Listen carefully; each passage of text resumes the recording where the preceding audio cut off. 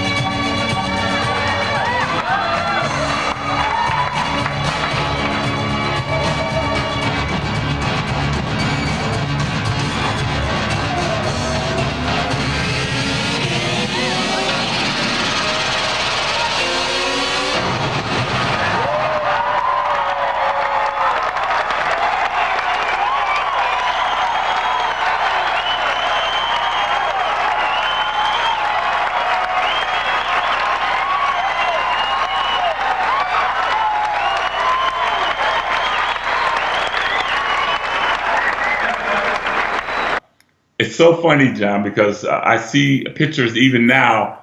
When I won, they had the lineup in the background. You see people with hands on their hip like this. Robbie looking all crazy. Mike Quinn looking all crazy. Right. Scott Wilson. Scott Wilson, yeah. They had a hard time me winning that show, but I thought, and also Brian Buchanan. He took second. They beat him. Yeah. Yeah. So What do you think of Brian Buchanan? I thought it was great. I saw him in the gym. He came from England. Yep. I think a couple months before the Olympia and trained there every day. So he knew I was the main competition. I knew he would be up there too. So he has a one-of-a-kind physique, a great physique, yeah. Oh, so you saw him in the gym before, a couple months before. He didn't just surprise you at the show. You saw him training at the gym. Okay. Yeah, he came down 2 months before the Mr. Olympia. Yeah. The world. That was a great show in Anaheim. I have that one on tape. And Mike Quinn looked really good that year. And yes, he did. Robbie looked really good that year. That's right. Yeah. Because him and Robbie were training partners back then. Right. So did you know Mike pretty good back then? Yeah. He had attitudes against me because they would train all year round. I would come in eight weeks for the show and put on 20 pounds. Right. So, he was, of course, a little envious of me. Right. So we didn't see eye to eye for that show, exactly, for sure. Right. He was kind of looking at me crazy out of the side of his face, Yeah, whatever works, John, whatever works, I can do it, I'm going to get away with it, John, I look at it back now, I says, I wonder if I would have trained all year round, could I have won the Miss Olympia? Mm-hmm. And to be honest with you, I think I did what I had to do that worked for my physique, Right, I took off those 3 or 4 months before the show and just could enter the Olympia and the Arnold Classic, and I put on 7-8 pounds of muscle. Yeah. Well, I mean, you really can't complain. You can't say, Right. Maybe I got an injury. It could be anything. Or maybe I could have been better. Maybe I could have won the Olympia if I trained all year round, but I never ever trained all year round. That's wild. Okay, we can get the pose down now.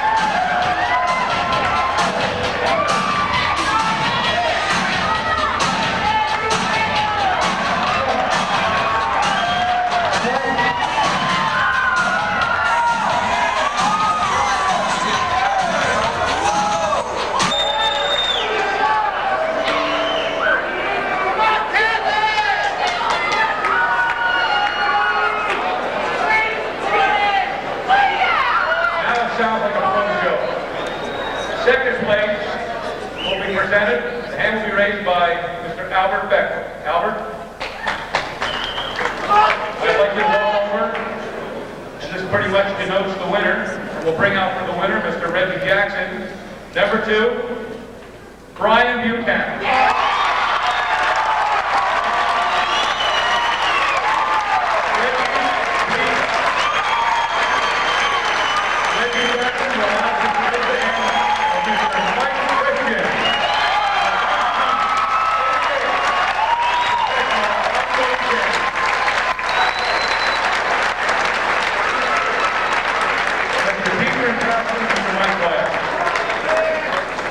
Ladies and gentlemen, this was the first professional bodybuilding show in Orange County. I'd like to take this minute as you're looking on stage to thank you very much for coming. It's a little drizzly out tonight. Did you all have a good time? Okay, for those of you that don't know, I'm standing next to Mike Christian, the 1984 National Overall Champion and Mr. Universe. Mike, you're the winner tonight. How does it feel, your first pro win? How does it taste? It's sweet. I am the happiest man on earth right now. I haven't had a win since 1984 when I won the Nationals and the Universe. And, I dreamed about winning this show a week ago. I was driving in my car, and I felt I was in the best shape of my life. And tears came from my eyes. I never felt like this before, unless it was a 1984 Mr. America that I won. I felt like that a week before. And I felt like this is the second time ever in my life. I felt really good. My posing routine, I spent a lot of time and energy on my routine. My condition was the best ever, and I felt real good about going into the show. It was real tough competition. The top 5, as you know, were great. Robbie Robinson was probably in the best shape of his life. This kid, Brian Buchanan, with a 27-inch waist. These guys were really great competition. So I got one more Columbus. I got it next week. What are you going to do now between now and Columbus, Ohio? I'm going to pig out tonight. I'm going to eat ice cream and everything. Okay, Mike, for those that don't know, Mike trains at Gold's in Santa Monica. Yep. I happen to train there on the weekends, and I've seen you train like a madman. Yeah. What did you do between the Olympia and this show to become so much harder and much more ripped? I got hungrier. I really got hungry. It was a real tough defeat in the last Mr. Olympia, and it was because I had personal problems, which I don't really want to go in through. But I had, as a lot well of as stress. a newborn baby. Right, exactly. Very terrific stress on me at that time. So I was in good condition. I was just small, stressed out. My body's a little small. So this time I put on more muscle. I put on 4 pounds more muscle than I've ever did. It was just being hungry. I wanted to prove something to myself and to the world that I am a top contender for Mr. Olympia. And that you are. You're definitely going to be meeting the same guys again next week, and probably then some. Yeah. What is your strategy for going up against these guys? I know you presented a new posing routine, which was terrific. The music and the choreography, put a lot of time and effort into it. I'm going to get right back on a diet, starting Sunday, Monday, Tuesday, low carb. I've been in numerous contests where they were back-to-back like this. Right. So I predict I'll be in better shape. Usually the second contest I'm in better shape. A little less nervous. I'm very confident, so my routine will go better. My comparison poses, my body will look better. I won't have so much stress. So I predict Christian conquers Columbus. Be there. Give us some poses.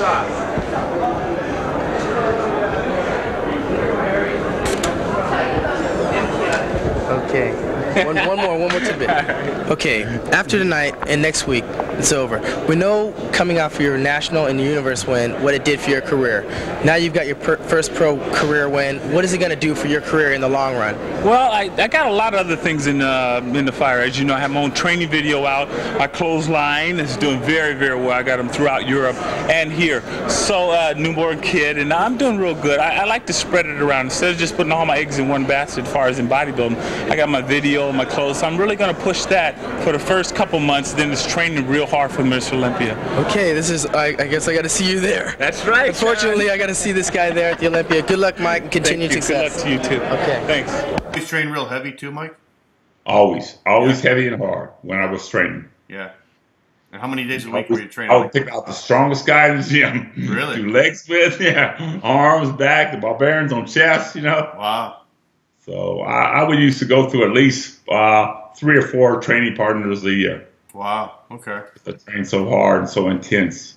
When you were training for a show, how often did you train? Did you train like 6 days a week, twice a day, like a lot of the guys did?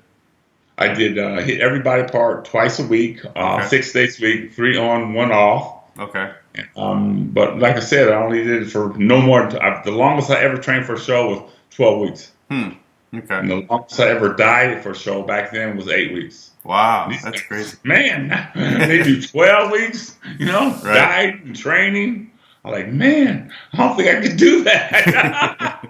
Everybody else did, of course, but I don't know. So did your weight go down then, Mike, in the off season when you were taking that time off? Yes, it did. Okay. Yeah, that was a heartbreaker, John, because I would come down like 15, maybe 20 pounds sometimes, and people come into the gym from Europe and say, "Give me that look. Is that Mike Christian?" So that was a little bit hard on me, John. But those other guys, they kind of stayed big all the time. That's right. Right. They didn't want people to see them small like that. But I believe in trying to, take care of business, clean myself out, Right. do the right thing, and just do it just for a contest. So I didn't do it off season at all. Okay. Yeah, I just read that you did an interview with Sean Ray at Muscular Development, and you were talking about that, how you only did the stuff, right before the contest, the few months before it. Mm-hmm. And it worked perfect. You get that big, muscular, great pumps, great energy. Everything was perfect. Right. So I didn't want to change my DNA. If it worked throughout these years, I didn't want to change it. Yeah. Wow. That had to be unusual, right, Mike? I mean, you had to be probably one of the few guys doing that. Yes, one of the very few. Yeah. Yeah. I mean, I don't know how it was back then, but I know the guys today, they're on all the time. I don't think they ever got it. Yeah, they are. All year round. I, matter of fact, had to turn down guest appearances. Yeah. I wouldn't go on stage unless I was in shape. Right. So I would make my appearances around the Mr. Olympia and the Arnold Classic. So I would do 2 weeks before, 2 weeks afterwards. Right. No guarantee be in shape, Yeah. That's what I always believed in. I mean, I saw some pictures of guys of, whoa, man, goodness. Right. But it's hard to say no to that money. They're paying the guys, $3,000, $4,000, $5,000, and they book them a year ahead of time. Right. You can't stay on that all year round, but so you ain't gonna look good all year round for sure, Right. But they can't say no to the money. So would you still work out then, or would you just even stop working out? I would stop working out. Wow. I would take out 2-3 months, not even coming to the gym. Yeah. I know, kind of weird.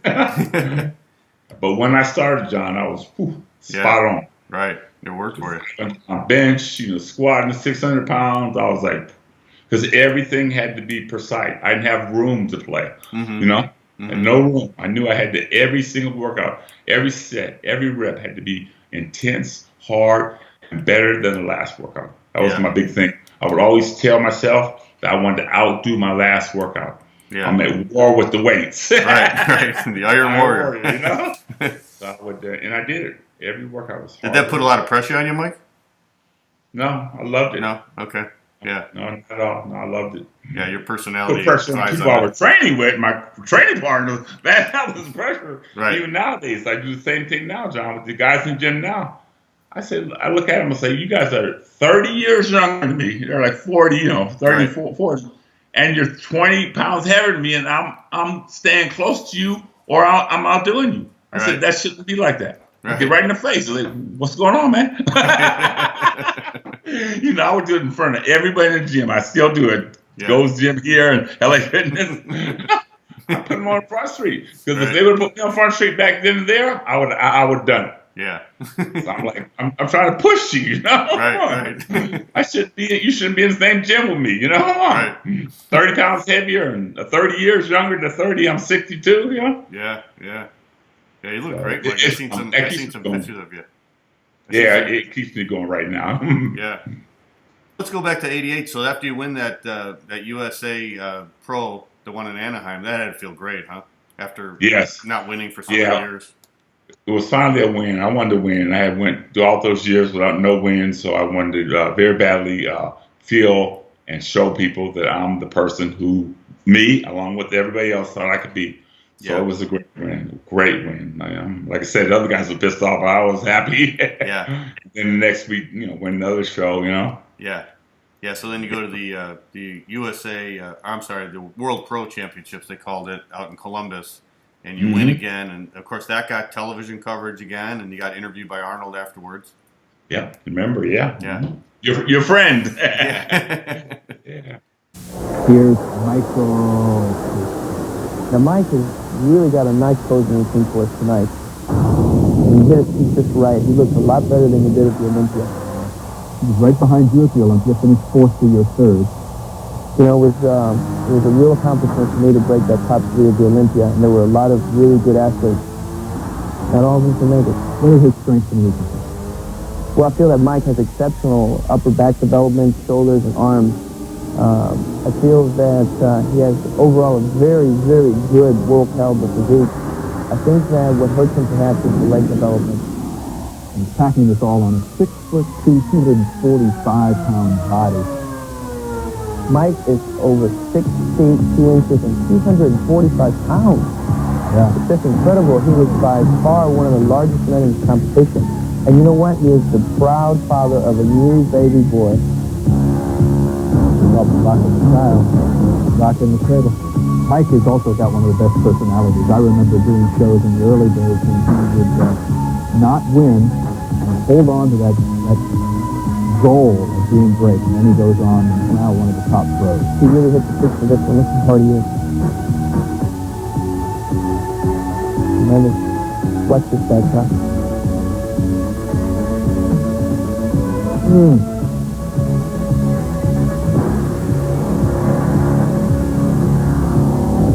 They are just going crazy. They love him. For good reason. He may be the winner of tonight's contest. We'll have to see later, but it's going to be the winner. He can so far. It's going to be close. How would you judge? I think that Mike will probably take it tonight. This is my opinion. However, Brian is going to be in very close contention. He has great music he's posing to. That reflected his personality. He really has a lot of personality, and in fact, many of the bodybuilders, as in all sports and everything I've ever experienced covering sports, the best have it all. They have personality, they have sense, they have a lot to offer. I'm proud of them. Listen to all the applause. Michael appreciates. We'll be back with our final competitors, as well as go backstage and see with Arnold what's happening back there. Just right after this. Stay with us. We'll be right back.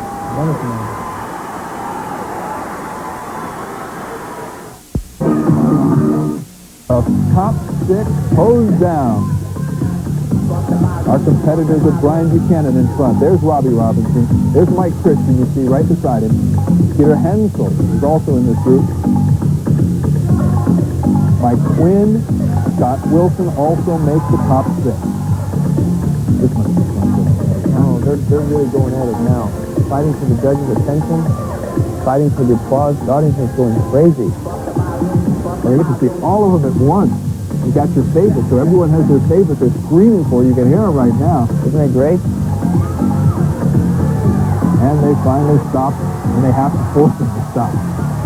Hams, all of them. Mike obviously is very happy as he's leading. As a competitor, you can tell you're ahead at this point. I feel that it's a gut feeling. They can probably tell at this point. Much reaction from the crowd. They're all vying for position, jockeying in and out, trying to get the attention, trying to make those last-minute points. And there we see Mike Quinn coming upstairs. Is it tired? You get tired by this point? Oh, sure. This is very exhausting. This is where you put the last bit of energy in. This is like the last quarter mile for the marathon runner. These guys are definitely exhausted, although they're not showing it. There we go. Mike squeezes another one. And here comes Quinn to squeeze another one also.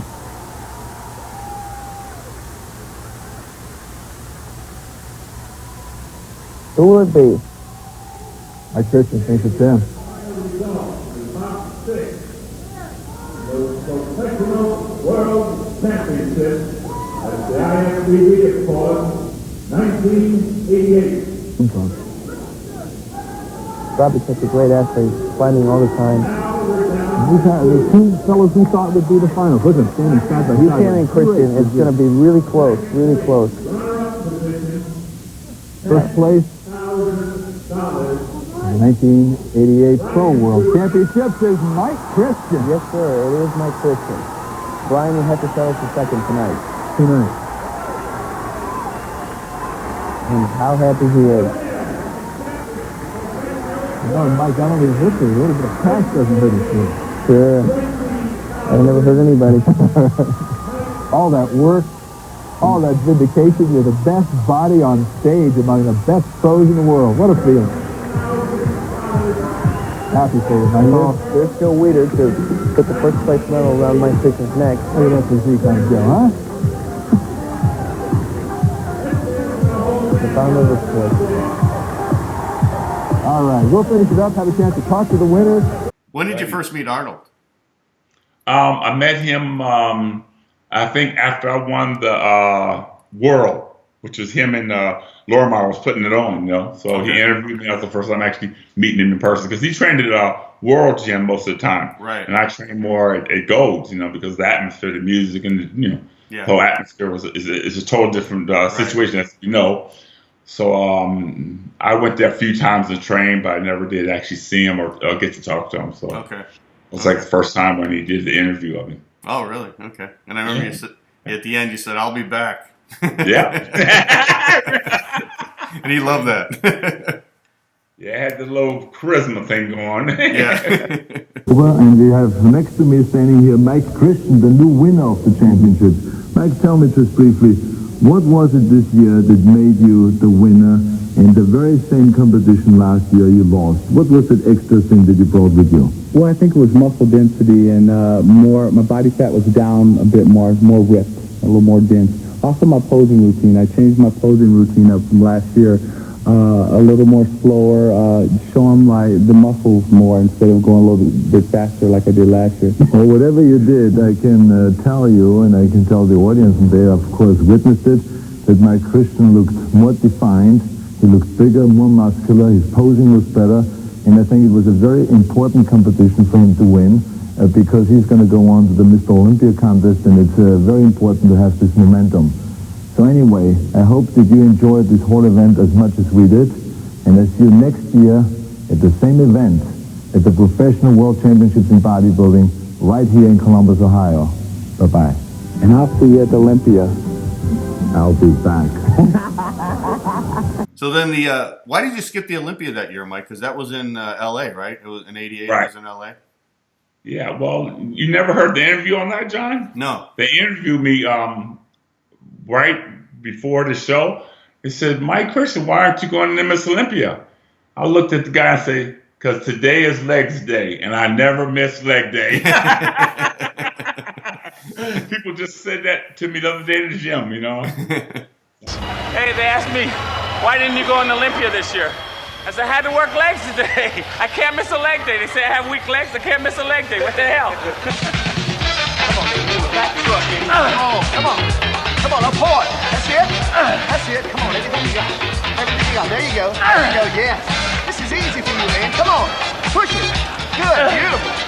Come on, man. Don't quit on me now. You got to work a little harder than the other guy, man. A little harder. Come on. That's it. 5. That's it. Now you want it. 6. Come on. 7 again. 5. 2. Easy. There you go. 3. Come on, Mike. Dig deep. Dig deep. Go a little further, man. Come on. A little further, Mike. Go past me. Come on. That's it. Everything. There you go. Give me another one. Give me another when you want it. This is first place right here. That's it. Beautiful. Real nice. Really nice. That's the leg workout. Mike, it's easy to see who wears the pants in your family, so to speak. What got you to design these big-legged drawers? Well, I was wearing some other sweatpants that were very uncomfortable. The crotch was a little bit high. They fit very tight on guys with big thighs. Their thighs were very tight and uncomfortable. So I wanted to design some clothing wear that was very comfortable and looked different, crazy, wild, creative, part of Mike Christian. Show the world part of Instead of me asking you to drop your pants, Mike, how about just showing me some? Well, here's some of my wild and crazy creative colors. These are called the Block. They're neon colors and very wild. They show the maps, and it's got like maps of the world. Indian tan here. I'm very happy, I'm very content now, even though I am a bit depressed that I'm not going into contest. The contest is 2 days away, and I'm starting to get a little depressed. but I think if my company's doing well, my family life is doing very well, and that's the important thing right now. Like I said, I have all my life to win Mr. Olympia, and I think I have what it takes to win the title. I'm very confident. I'm very secure, and I think security is the foundation before you can just go out and just go into a competition. You know, you have to have your mind and mentally be prepared for it. So that's what I'm working on now, and next year I plan on taking that title. I really believe I can take it. Whoever wins that title, Samir, Lee Haney, Bob Paris, you know, Sean Ray, or whoever. But some people believe you could have done it this year, and the reason you dropped out is after you saw Samir Bannout's condition. Oh, wow, I've never heard that. Samir is looking very well, but he never worried me at all. Samir is 5'8". I'm 6'1". I think that answers the question. I mean, they always remember, I basically, you know, I didn't feel at my best. Yeah. I didn't feel that I was going to put that 8 to 10 pounds on before the show. Yeah. And so I made the decision the last month for the show that, you know, I have to look real good. If I don't look real good, I won't compete. And that was the first and only year I didn't go in the Mr. Olympia. Was it because you did those shows in the spring and you got ready for those? I've done the same thing over and over, so it could have been, John, but for sure I wasn't in the condition or I didn't put the muscle on that I wanted to put on for that show. That was the deciding factor on going in and not going in. Okay, gotcha. Wouldn't go in the show unless I was better than the last show. I remember seeing, what was that video they did, Battle for the Gold, and you and Lee were going at it in the gym? That was great. Oh, man, that was so much fun, man. Now, when did they film that? Was that before the Olympia or after? So I couldn't really tell. I think it was after the Olympia. After? No, okay. It was the next year. So he's coming, training that goes in, preparing for the Olympia. Yeah. Right. Because everybody was training in California around that time, right? Because the Olympia was in California that year, yeah. Yeah. It looked like you were getting under his skin a little bit. I was. I know how to do that very well. I love that, though. That was great. Yeah.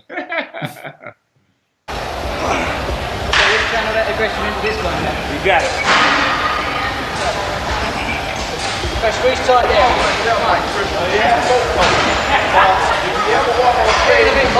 He'll be here next year. I'm going to blow him away. I want you guys to get that. Make sure you get that on the camera. Mike Christian is my meat next year. I'll get him next year. Watch it in Italy. Where's Lee Haney? Where? Watch it in Italy.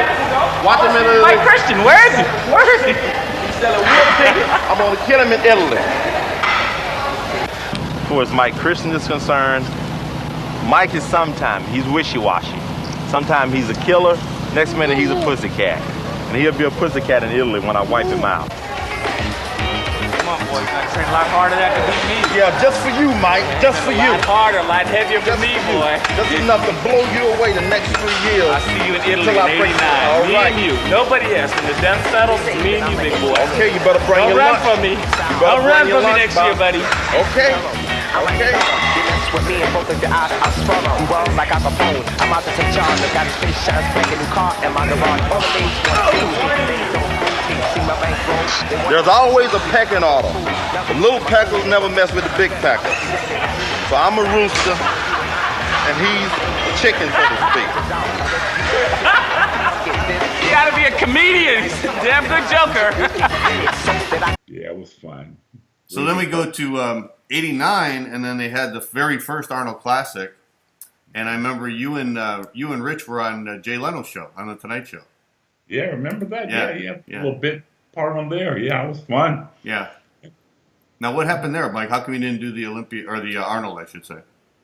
I just really wanted to concentrate on the Miss Olympia that year. Okay. I didn't want to do 2 shows. I want to do just 1 show, put my all into it, and see if I could win the actually Olympia or do very well. Yeah. So I basically made my mind up to not going to the shows, just going 1, give it my all, and see.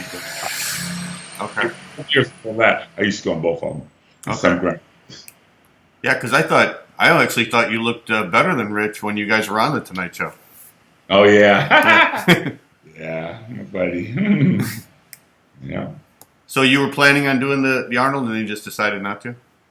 I decided not to just for the show. Like the Limits Olympia in '88. Yeah. A couple months before the show, I saw myself and looked and said, I don't think I'm gonna be at my best. So okay, let it slide. Yeah. How was that doing the Tonight Show with Arnold? That was pretty funny, huh? Oh yeah, I had a ball blast. You know, with him, man. Yeah, yeah. Yes, me and Richie do that. Right, right. Tell me about March 11th, the Arnold Schwarzenegger Classic. Those guys didn't look like golfers I saw backstage. No, there's two of the top bodybuilders in the world. Mike Christian is, as you will see, is a phenomenal bodybuilder, and he has a good chance of winning the competition. Well, tell me about the event itself. Exactly The event itself it's a world championship event. It's called the Arnold Classic, and there will be 15 of the top bodybuilders from all over the world competing for the title. And Rich Gaspari is one of them that you also will see. And it's the $150,000 cash prizes. But is it a totally new title? Well, we have held in Columbus, Ohio, the World Championship titles for the last 14 years, and this is the first year where we call it the Arnold Classic. Oh, okay. Yeah, and so it will be a major event, like the Super Bowl of bodybuilding, and Super it will Bowl be of a great, bodybuilding. great event. And so what you have here today is you have two guys come out here, and Let's go over and talk to him. Yes. Okay.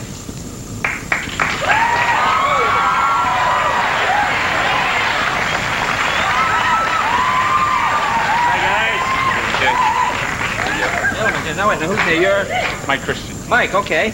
Rich Gaspari. And Rich, okay. Can I ask him a few questions? Go for it. Now, first thing I noticed, now the difference is, when I get over here, I'll give you these two guys. Here we go.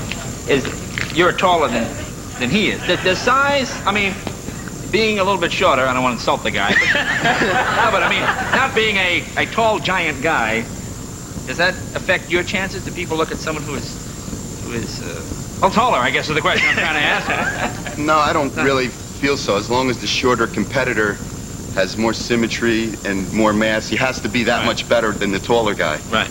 You know, a shorter guy is an better ounce than of a gold taller is guy. better than a pound of recyclable aluminum. Right.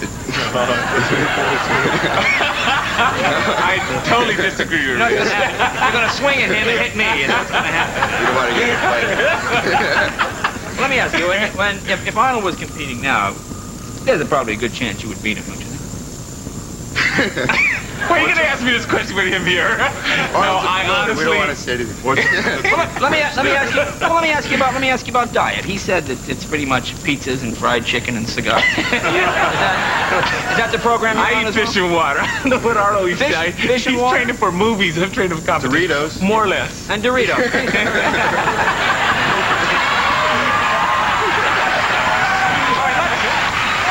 Are you going to do some poses for us? Yeah. Arnold, Terrific. why don't you explain exactly what's happening here? Okay, should we go back here? And I'll be right here. Okay. Well, first of all, they're going to do some of the compulsory poses that are required to do in the beginning of the competition. The first round is the compulsory poses that you will see right now. Okay. Go ahead.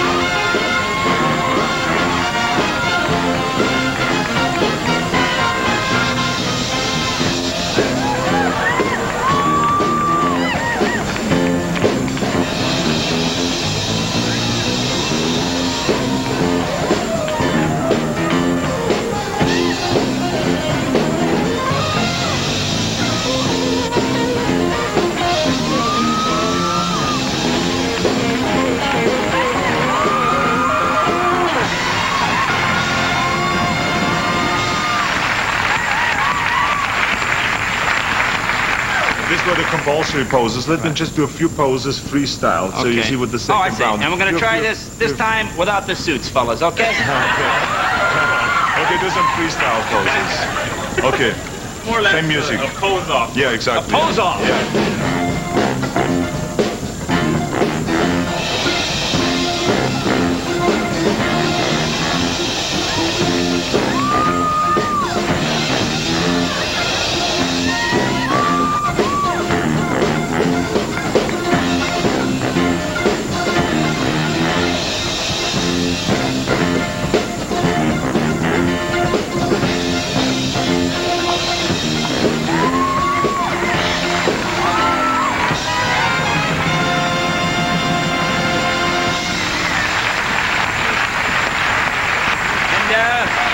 we're going to pause off in just a minute here. You go in the Olympia that year, right? In '89, that was in. So yeah, I wasn't happy with that show either. Yeah, you got 6th place. Benaziza got 5th. Gaspari got 4th. Vince Taylor, the new guy, he came in. He got 3rd. And then Labrada got 2nd, and Lee won again. Yeah. Yeah, that was a hard one. That's when I knew I had to really put my time in. And if I did put the time in, I would be better and I could beat those guys. But I saw when all those guys beat me, it was like, no, you got to come in right, you know? Right. Especially with my frame. I'm 6'1". I had to be easy 250. I think the highest I've ever competed, John, is 240 something, almost 250. But yeah, I could have been easy. I see shots at me at 265. I look good. Yeah. Wasn't ripped, like I like to look, Right. I was hard, like the guys look nowadays. Yeah. They're big and hard, Did you feel that you were placed too low at that one, Mike? At the 89? I thought I did. Yeah. Yeah, it was a heartbreak for me, John, yes, for sure. I thought I was going to be in top 3. Yeah.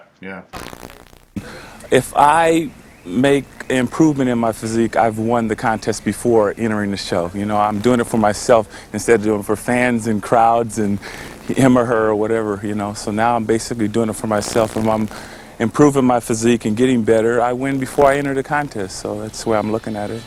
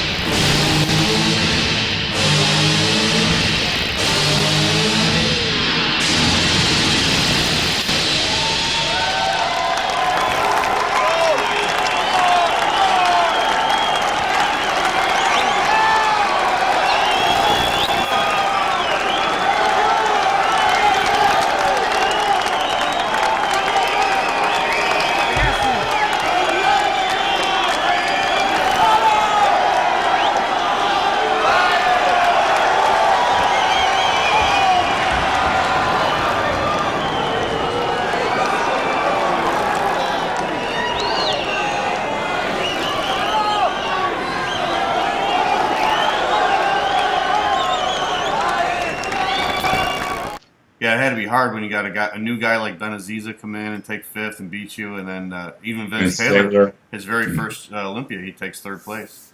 Mm-hmm. Yeah. Front double bicep. You show, Rich, come on!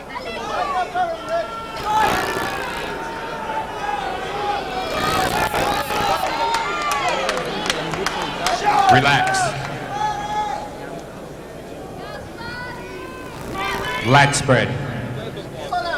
You take it, Rich, you take it.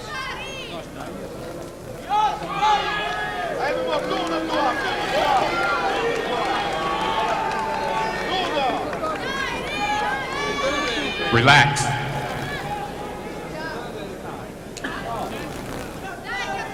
Side chest.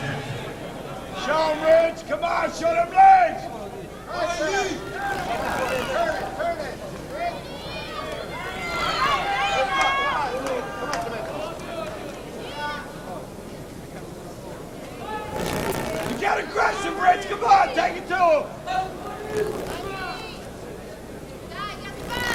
Relax. Turn to the rear.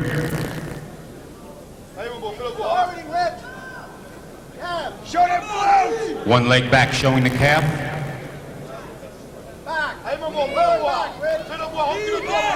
Double bicep.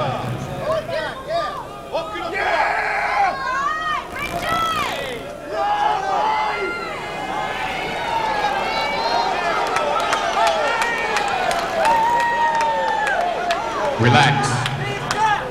Side tricep. You show them more, Rich, come on! Straighten out that arm, Rich! Number one! Number one! Straighten out the arm, Rich! Relax. Turn to the front. Abdominal and thigh. Show your thighs, Richie!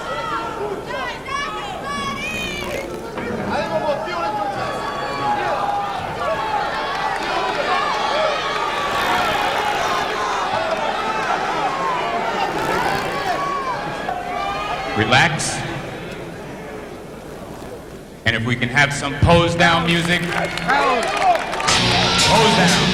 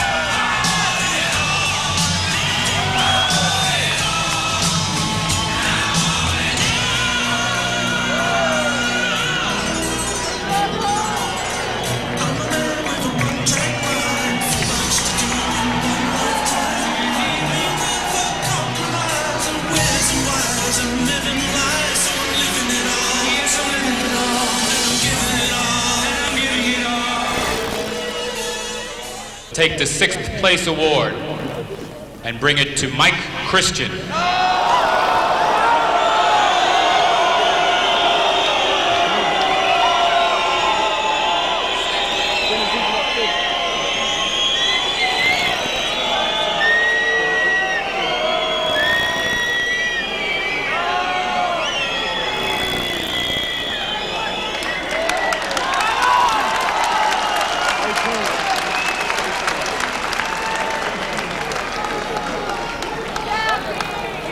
Then you did.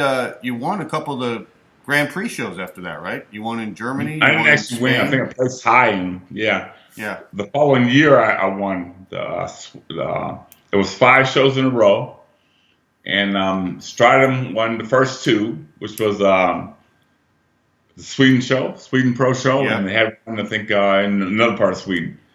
And that was a story to be told. That was a year that, this is going to be funny, that the guys were convinced that I had calf implants. You had calf implants? Yes. And they told the promoter, along with Wayne DeMilla. Yeah. They all got together, the top three, Paris, Samir, and my boy Samir too.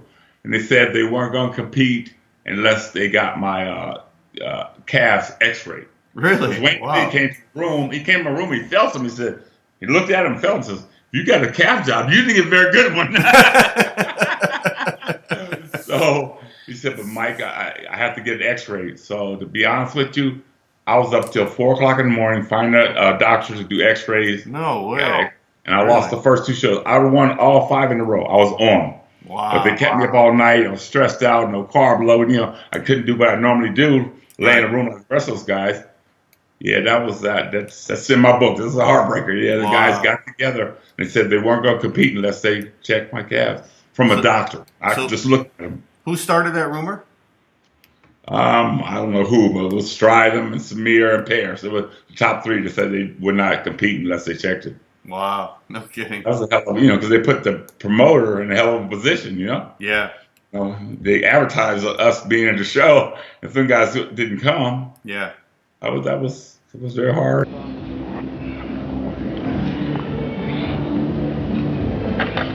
Okay, Mike, 5 minutes to the show. How do you feel?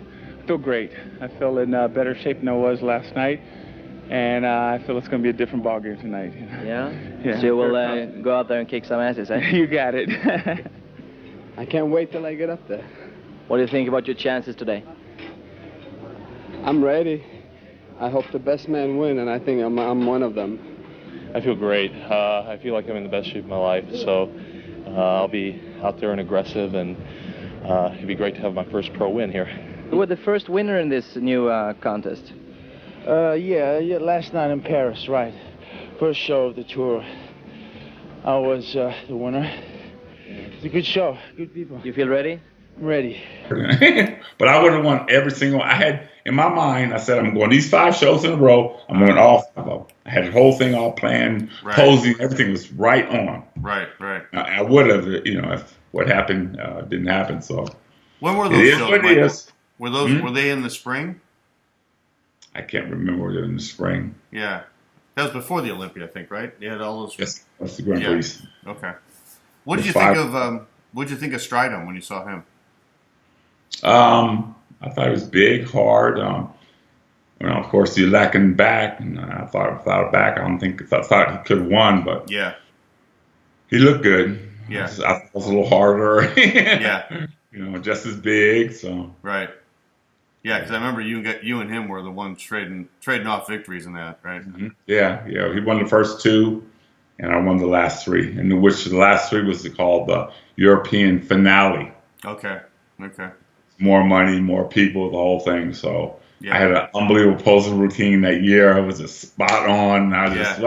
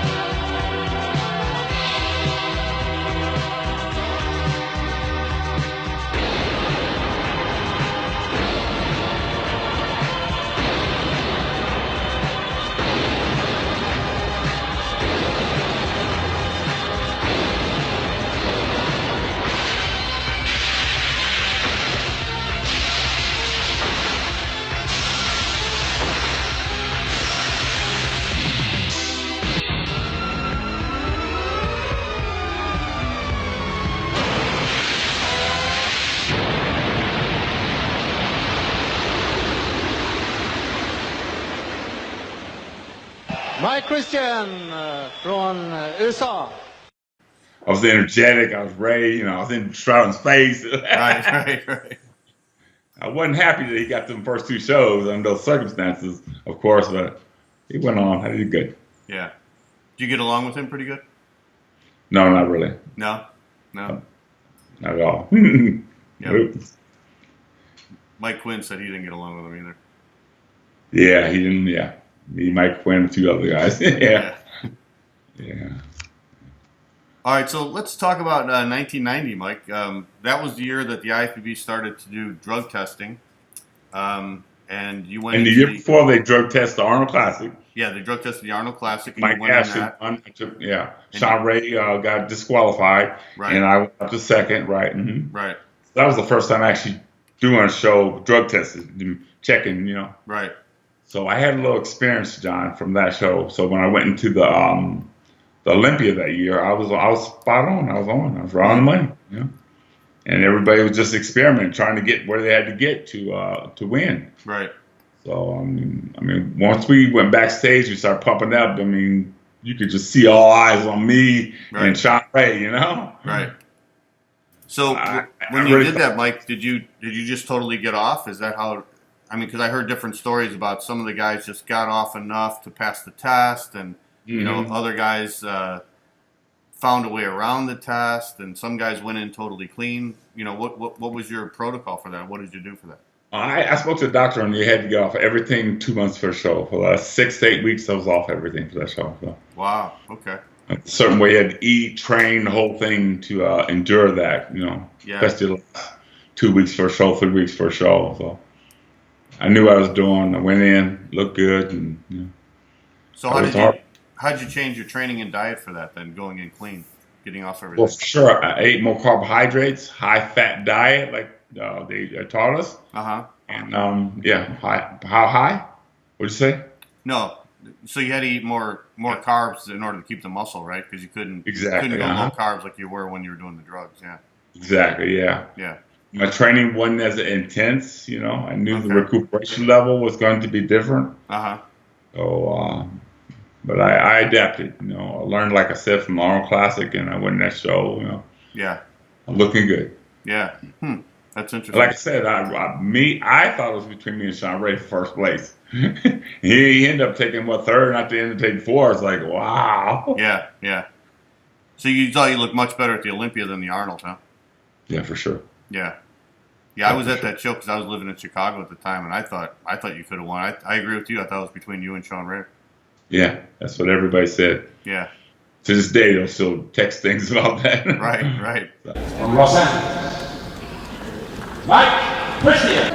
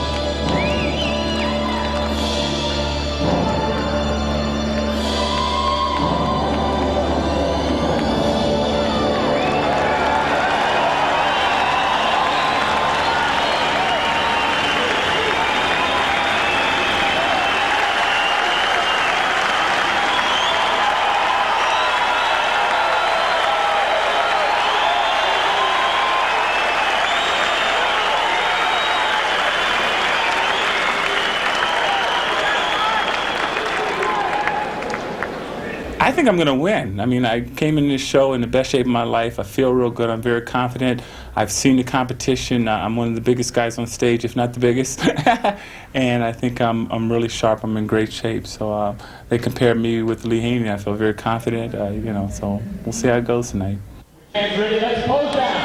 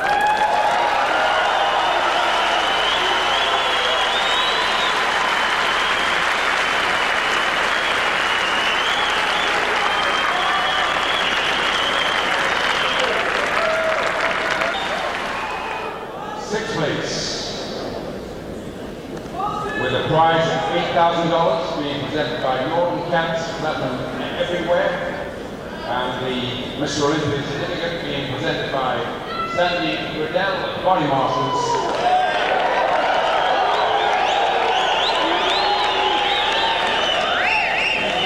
Goes to number 2, Francis Van Pacto.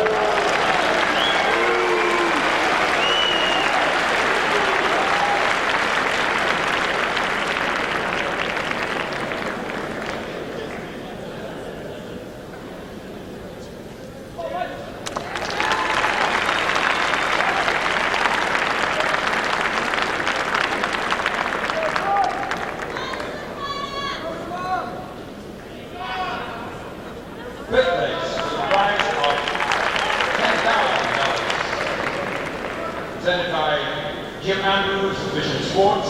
A certificate presented by Julie Wendling of California Hardware goes to number 6, Rich Gaspari.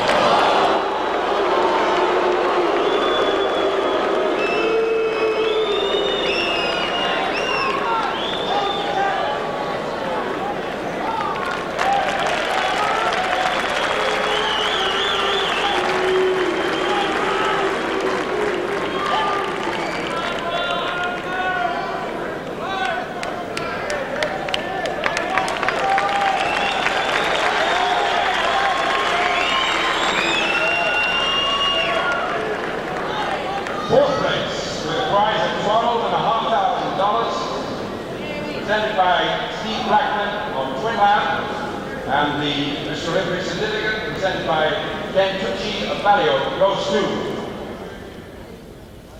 number 7, Mike Christian.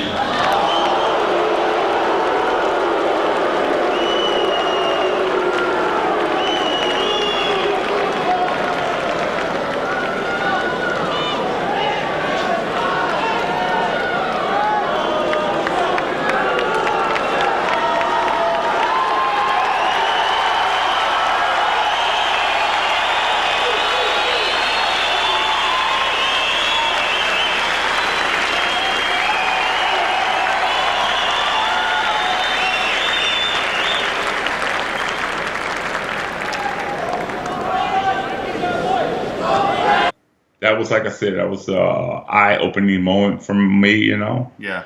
Had to make a decision. The WBF came in offering so much money. Right. And they paid me $25,000 a month. I would take the check, John, every month and just look at it for 5 minutes. $25,000? Wow. No, $25,000? It was unbelievable, man. Yeah. And we didn't have to do anything, you know. Right. Which is bad, because that's when, you know, the other problems came in, you know. Right, right. Too much time on our hands and, you know, doing stupid stuff. Yeah. But I thought his problem was he should have at least listened to us more. He's a person that has his own way of thinking. It's been very successful, and he wants to do it his way or no way. And I thought the mistake was, number one, I thought he should have started an amateur federation.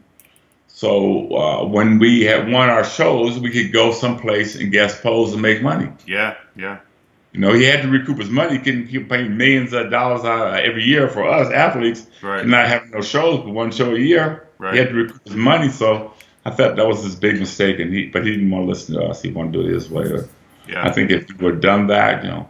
And when I signed that contract, man, I just knew for sure I was going to be a superstar. I mean, you just look what he did with Hulk Hogan, The Rock, you know, those guys. So I was like, man. And it's where I wanted to go. I was entertainment anyway, you know, guest posing, everything. It was perfect for me, you know. Right. So I really put all my eggs in that basket, and then that didn't work out. And then I had some other problems, of course. Yeah. So were you kind of heartbroken then, Mike, after that Olympia in 1990? Very heartbroken. Yeah. Very. Like you said you thought you're never going to win the Olympia then after that. Looking like that. Sure. Yeah, yeah. I said, if you don't win it this year, I don't care what you look like, you'll never win it. Right, right. Just a fact, and being honest, you know. Yeah. So I was reading rumors that you were using a drug called Defend or something that was blocking it. It was like a blocking agent. Was that true or not? No, that was not true. I was reading that in, I think, Muscle Mag right after that 1990 Olympia. Yeah, I didn't read that. Yeah, no, it wasn't that. No, I didn't want to take no chances. That was new stuff that just came in the market, you know, maybe a week, 2 weeks before. Yeah. Something I didn't want to take a chance with, you know. So it was just basically you knew your body and you were able to get off. And I imagine that because the way you did your career anyways, where you were getting off in the off season, you knew how to do that. And you didn't use that stuff anyways. You didn't rely on it, right? Exactly. Right. So I knew what my body, how hard I can go, how intense, you know, when to stop, when to push it, when not to push it, you know, especially towards the last of the contest. Before, with the stuff, the juice, I could train hard all the way up to the show. Right. But because of the drug testing thing, not having juice in you had to train totally different. Yeah. So what was still hard and heavy, but just less intense, I think. In order to recuperate. Yeah. Exactly. Well, you were incredibly impressive then. If you were really, clean for that, that was amazing. Mike, Yeah. because you looked amazing for that show. I agree. So, what was the pitch that the WBF made to you guys, or made to you when they came to you and said they wanted to start this new organization and everything? Well, for sure, they said, of course, you see what we did with the wrestlers, Hulk Hogan, Rock, and all those people, and flew me out, private train, a plane, all of us, Yeah. and basically talked to us and said, hey, this is my offer. This is where I can take you. Okay. And it was hard to say no to. But like I said, John, I did actually go back, didn't sign a contract right then and there. Yeah. Went back home, made an appointment with Joe Weider, Woodland Hills, talked to him, didn't say, I told him, I said, I'm not expecting you to give me $300,000 a year. I don't expect that, Joe. But I would like to have something, on paper that I can go buy me a house and take care of my kids. A couple kids at that point. You got to have something to get a house. Yeah. I said, you can't say I'll be in the top 5 Olympia every year. I'll make $50,000 a year. Yeah.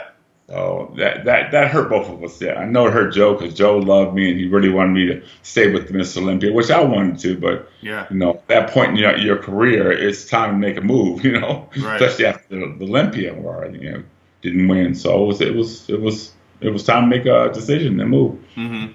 Yeah, I always wondered how Joe felt about that because that was probably the first time anyone ever had his competition, with the IFBB. Mm-hmm.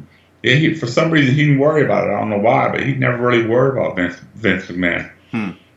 So did they say anything about the drug testing? Because I know the WBF did drug testing the second year, right? Yes. But they didn't tell you guys about that then, right? When you signed the contract. No. Yeah. We're all very upset. We wanted to sue him and the whole thing, but right. We was doing whatever we had normally did, preparing for contests, and the following year said no. We're drug testing the show, and if you get caught, Johnny, they would take out $20,000 out of our check, $15,000 to $20,000 if you got caught. Wow. And a couple of guys did get caught, man. Yeah. So, yeah, it was. And didn't they tell you that right before the show? Threw us under the bus for the wrestlers. The FBI was looking at the wrestlers because they said Vince was giving them drugs, finding drugs. Right. So he was under a lot of intense pressure. Right. So he basically threw us under the boat. Yeah, I remember that's how it happened. We know for sure they're using it. Take these. Right. It wasn't you guys. It was the Wrestling Federation that was under pressure, and then he put it on you guys, right? Exactly what happened, man. Right. And how soon before the show did he tell you? Didn't he tell you right before the show that you had to get off everything? Or you had to test clean? It was, I think, 6 months for the show. 4 to 6 months for the show. Oh, okay. But we know everybody went off for sure. You seen Strada, he won the show. Yeah. He definitely wasn't off. So, I felt it was more political than anything. They had everything set up. Who was going to win before? So, 2 times the same old game. It's like, I got to get out. Yeah. Yeah. Did you feel those shows weren't judged correctly? Those WBF shows? Yeah, that's for sure. Yeah. I felt it was a setup. He was meant to win. He was getting the most money. They had made the deal basically ahead of time, Yeah. That hurt too, but it is what it is, How did the other guys feel about it? Pretty much the same way? Yes, all of them were very upset. Yeah. Because I think at that time they were trying to sign Lou Ferrigno too. Right. And Lou, with the drug testing thing, said he was not doing the either way it went. So he didn't sign him, Yeah. And then Lou did come back into competition in the IFBB in '94. Yeah. For the Masters. Yeah. Yeah, when he took second to Robbie. Right. That bit had to be heartbreaking for him too. Yeah, sure was. Knew for sure, Yeah. So then you never went back to the IFBB after that, right, Mike? Never went back. Everybody went back except for me. I think I'm the only one that didn't go back. Mm-hmm. How come you were just done with bodybuilding at that point? Well, I knew what was going to happen, Yeah. So I knew if we came back, he was going to do all of us the same way. He wanted to make a point and show that, once you leave us, this is what happens. So, I mean, at least 2 or 3 of those guys entered the pro shows and should have placed higher. I can't say they should have won, but for sure, I seen Stride some of the guys that should have placed 2 or 3 places higher that they, of course, want to show you, we're running things, we're top dog. Yeah. Once you left, we're going to show you, don't do it again, Right. And I looked at the mirror and said, "No, I don't want to be part of that." You know, Right. athletic game. I ain't gonna win. I wasn't gonna win before. I'm not gonna win now. So just stay.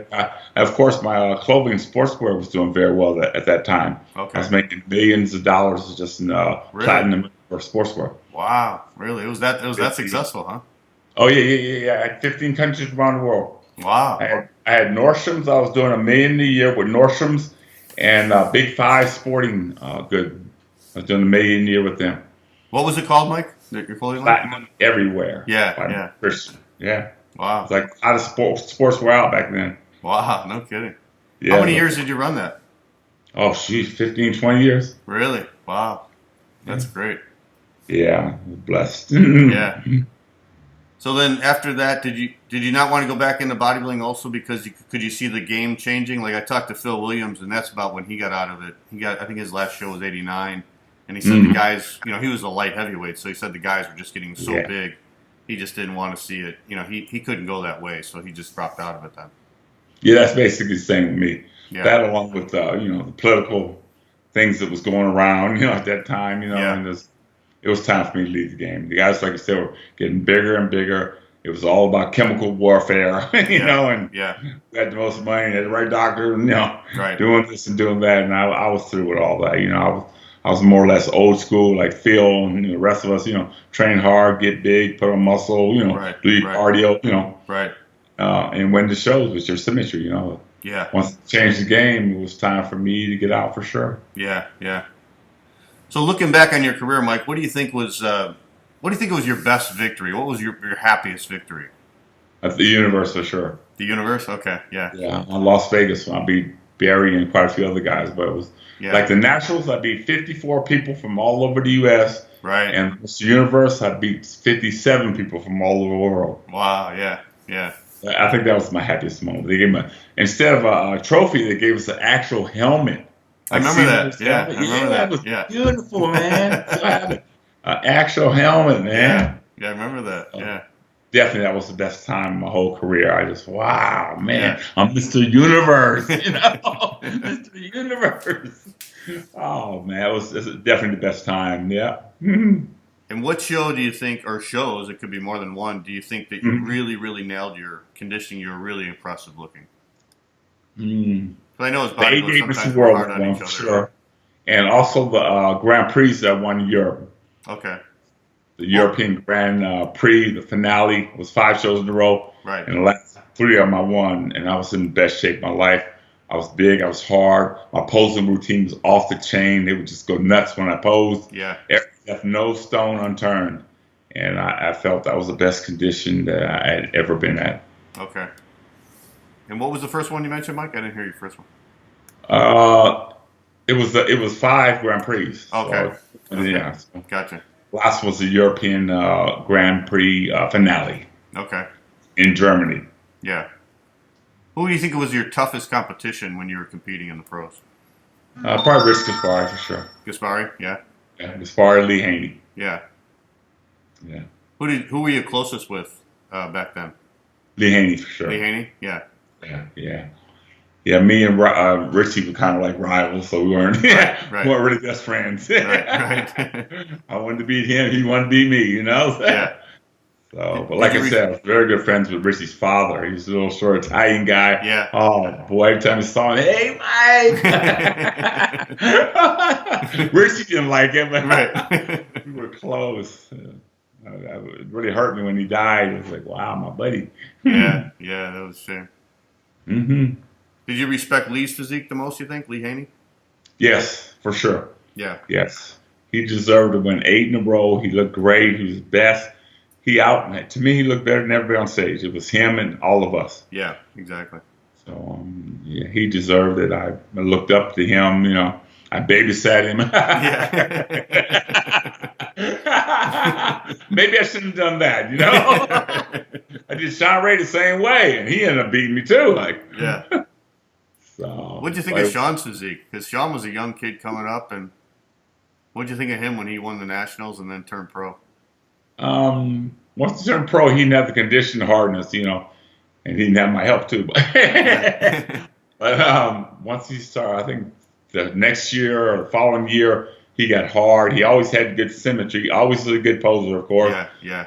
But he started getting harder, and that's when you couldn't get around looking at his physique. Yeah. He has one of the best physiques of all times. Him, Kevin, Flex. I call all three of them the uncrowned Mr. Olympias. Yeah, absolutely. If you probably throw Matt Mendenhall in there too. Yeah. His physique was one of a kind too, man. Right. Back then, small weight, he had everything, man. Yeah, exactly. Beautiful, beautiful physique. Looking at all the Mr. Olympias, who do you think was your favorite Mr. Olympia? The best Mr. Olympia? I'm an Arnold fanatic, so I guess. Yeah, me too. Yeah. Yeah, Arnold, to this day, you put his pose next to other guys' pose. Yeah. He eats them all up, except me on 3/4 back. Right. Except that one. Right. They did a few things on the internet saying who do you think should win? I saw that, yeah. Arnold. Yeah. It's not a couple times. Yeah. Different poses, different airs, of course, but Right. Doing the exact same pose, I could hang with him. Right. I had it down. What are you doing now, Mike? You're living in Texas now? Yes, I'm Dallas area in Texas. I'm doing personal training. Also, I'm working on a book. Been working on a book, my autobiography, for the last year. Okay. And it's very close to being finished. I have a great writer. When you read every line, you can't wait to hear the next line. Yeah. It's unbelievable. I'm so happy. It's just 60 years of my life takes time. Yeah, for sure. You can't rush writers, man. Right. Especially how good he is. Everything is like poetry in there, Yeah. So I don't want to screw that up. So Right. Okay, so we meet like 2-3 days a week for 2 hours. So we're getting close to getting finished now. Wow, So. that's awesome. I can't wait. Woo, I can't wait. It's so much history. I mean, I went through so much in my life. And growing up, my mom passed away when I was 9. That was very hard on me. Had a hard time with my dad. He was just kind of alcoholic and he kind of abused us a little bit. Right. Went through that. From there, I went through the gang. I was in the gang before even Tookie, the famous Tookie Williams. Right. I started before him. So I was like they called me the first generation of the Crips back then. From there, my first contest, won 10 in a row. Yeah. Moved to California, doing very well, and win the universe in America, and also having my own line of sportswear. I was the first one back then. Yeah. Before John Brown, before any of those guys, crazy wear all of them. Right. I was the first one to have it and make millions of dollars. So. And 15 countries around the world. So, all that stuff is, just some stuff. It's history. Yeah. I got the guys I see on the internet about the gang guys. The first thing they're doing is hoorah and this and that and this and that. And I text on there and say, you should learn your past. In order to get your future, you got to know your past. I put little things in there, but I said when the book comes out, they, hopefully they'll read it and learn it and try to turn their life around like I did. I mean, basically, Tookie took left, I took right. But we both were going the same direction path. Yeah. We're hand in hand every day almost, And then, thank God. God said, go this way, said that way. And I went to Oregon. That was the first time. I was just got out of the Youth Authority in California. And my dad begged me to come up to Oregon to visit him. So I said, okay, I'll come visit you. Went up there, John, to visit him. And he just, every day, he was out looking for a job for me. And he wanted to get me up there. He finally found a job for me. And we talked to my parole officer. And, one thing led to another. I entered my first show. I won it. So it was a big turnaround. Yeah, that was a big turnaround in my life, So bodybuilding really turned your life around then, huh? No question about it. Yeah. No question about it. No. I was still kind of had that kind of gang mentality. I would go to gyms after I won the first 2 or 3 shows. I would go to other gyms, John, and tell the guys, don't bother going in. I'm going to beat you. I would actually do that. Go tell the gym. That was part of that, mentality I still had in me. I didn't turn it completely around, 90 days. But and, and Jordan kind of gave me that little bump there almost. Came back then, too, Right. So that was earlier in my career. And it's so weird, John, because I tell people that when I moved back to California, went to the gang, got off the gang, 5 years later, came back. And I was always, once they started putting me in the magazine, John, I said, you know what? there could be some people a long time ago that I roughed up, that don't like me. Yeah. They can read the magazine and see I'm in Gold's Gym every day from this time. They could, interviews. You tell day, time, what, where you at. So the first year, once I came back and I started getting the magazine, I was a little worried. It took me like a year and a half, because you don't know, somebody drive by and kill you. So it was something I had to worry about for the first couple of years. After that, it was no problem. I just said, ain't nobody gonna bother me. But like I said, the first year I would have to look when I get my car coming from the gym at night. I better look that way, look that way. That's real stuff, though. It's really what happened. It sounds like you and your dad kind of reconnected then, right? Yes, exactly what it was. Oh, Lord Jesus. Yes, because we had a hard time growing up, after my mother passed away. So after I won a contest in Portland, Oregon, on the second and third one, I was his boy. Carry around pictures of me in the magazines and stuff and show them girls to get dates. Here's my son, Mr. America. But we were so close after that, man. Yeah, really. We were like boys, man. Yeah, my dad. Yeah, at the end we were very, very close. And I actually have two brothers. I have one older brother, Wayne, and I have one younger one. And it was a problem for my older brother because he was older and he felt that he should be the most successful, So he had to kind of take a second seat to me, which it hurt him a lot. He went through a change that hadn't worked for me. He had some problems not working and didn't want to come on time and keeping a few things in there, But it was hard on him being the older brother and my dad really paying so much attention to me, And that's because I got pretty successful. But my brother actually started bodybuilding. He started doing clothing line. Everything I did, he tried to do. Oh, really? No kidding. Yeah, poor kid, but he's okay now though. Yeah. Yeah. What gave you the idea to start the clothing line? Because that was like you said, you were the first one to do it. So what gave you the idea back then to do that? Yeah, well, what it was is I looked at the conventional sweatpants and tops, Nike suits and Adidas, and they weren't flattering on me. I had a small waist, big legs, and traps and stuff. So I didn't like the conventional sweatpants that I had to wear every day in the gym. It just didn't look good on me. Yeah. I said, let me create my own. So I made small at the ankles, small at the waist, big in the thighs. We all got big thighs. Yeah. And in the upper body, we always show the traps. Okay. We always have big traps. Right. Here. And I made my first pants and top. And I actually went to Gold's Gym because I was training there and sold them out the trunk of my car. Really? Even to this day, people tell me stories like, Mike, remember you was in the trunk of your car and you sold every single one of them. They still wanted more and more. They couldn't get enough. I just blessed. I didn't know anything about marketing or business or anything, but really? I knew it took me $6 to make the pants. I was selling for $12. I didn't know about that. So, but from day one, I made money. Day one. Wow. Did you design them yourself, Mike? Yes, I did. Yeah. Go downtown, pick the fabrics, pick the materials, pick the designs, go look at other people's sportswear, other people's things, and kind of take this from there and make my own little suits and outfits together. Wow. So, like I said, very successful. 15 countries around the world. Employed a lot of people for a long time, 15, 20 years.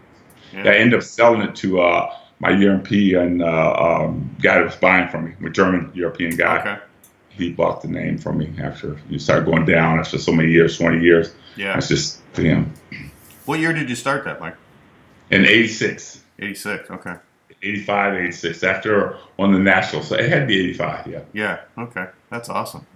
I didn't know it was that successful. I remember the Platinum Everywhere brand, because you were one of the first ones to have a clothing line back then, but I didn't know you were in that many countries and it did that well for that long, Yeah. So when's the book coming out, Mike? It's probably 3/4 done now. Okay. We're looking at, maybe late summer. Does it have a title? We're thinking so far from OG to world champion. Okay. Original gangster, OGs. Yeah. Oh my gosh. Triple OG. So. Right.